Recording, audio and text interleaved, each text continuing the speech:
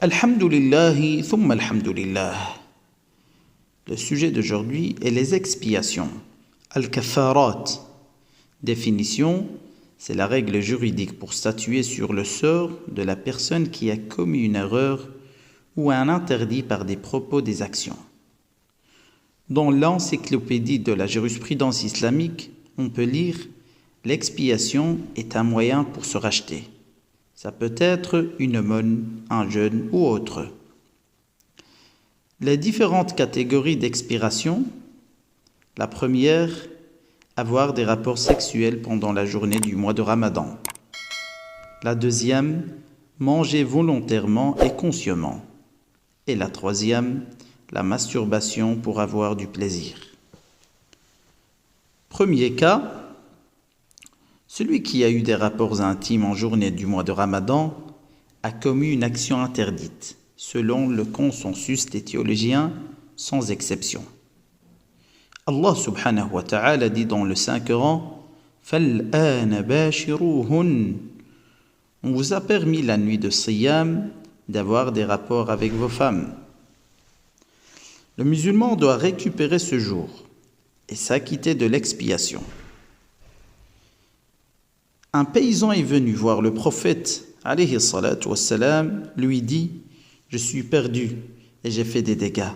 J'ai couché avec ma femme pendant la journée du Ramadan. » Et le prophète, sallallahu alayhi wa sallam, lui a ordonné de s'acquitter de l'expiation. Rapporté par Al-Bukhari et Muslim.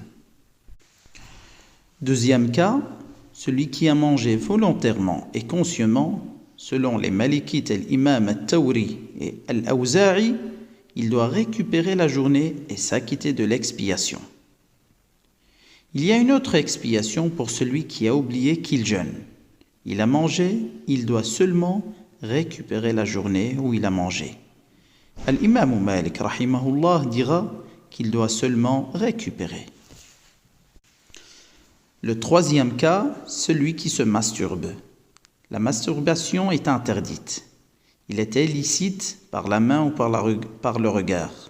Les Malikites stipulent qu'il faut récupérer la journée pour toute personne qui rompt le jeûne durant le Ramadan, volontairement dans l'intention de perdre son jeûne, doit récupérer et s'acquitter de l'expiation, par le jeûne ou par la nourriture des pauvres.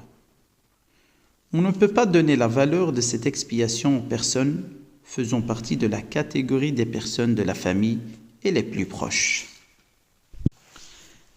Si la personne récidive et refait le même acte illicite plusieurs fois, eh bien, il fera une expiation pour chaque jour.